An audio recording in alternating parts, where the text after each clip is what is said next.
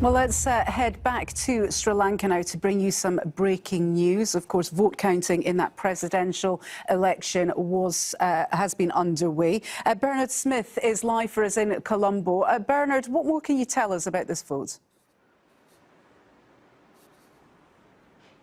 Hala, we've just been told in the last couple of minutes that Sajith Premadasa has conceded victory. He says he's offered his congratulations to Gotabaya Rajapaksa. So Gotabaya Rajapaksa seems to be the winner of this presidential election. Not all of the votes have been counted yet. I'm looking at about 3, 4, 5, 6.5 million counted, so about half counted. But it seems that most of the votes counted in areas where Premadasa might hope to get support away from Rajapaksa have been and gone. So there's little chance, it seems, of him catching up with Rajapaksa.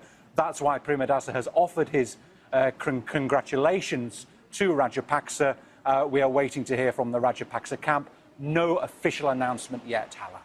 And just give us just to remind our viewers the stances of the two men. Both were going in as the other one was the man to beat. But Gotabaya Rajapaksa, he's coming in as a challenger essentially to the governing party, is he not?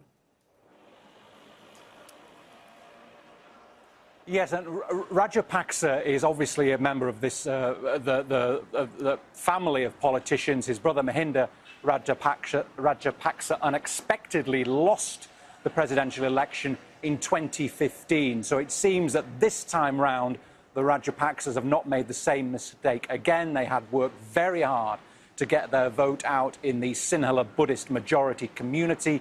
That attempt to get the vote out seems to have paid off. 75% of Sri Lanka's population is Sinhala Buddhist.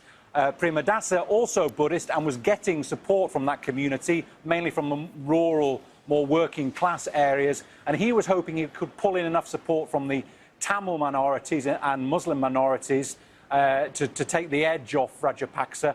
It doesn't seem to have worked. In the north, Premadasa got a huge share of the Tamil vote, but that alone hasn't been enough, it seems, to take victory away from Rajapaksa. So with Premadasa conceding that he's lost and congratulating Rajapaksa, Gotabaya Rajapaksa, on his victory, it's a return of the Rajapaksa brothers to frontline government in Sri Lanka.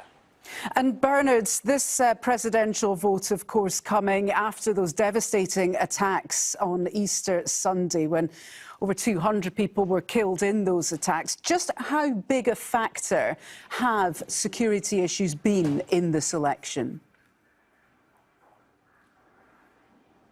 Well, it was that suicide attack that killed 263 people when 8 bombers targeted churches and hotels in Sri Lanka. It was that prompted Gotabaya Rajapaksa to announce he was going to run for the presidency. And in the months since that bomb explosion, a terrible failure in the terms of the current ruling government has been exposed in the intelligence reports.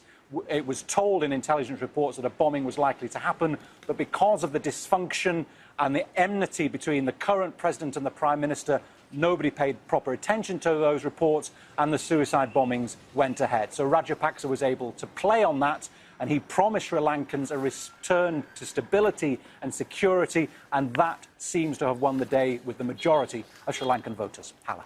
OK, Bernard Smith, they're live for us in Colombo. Thank you very much indeed.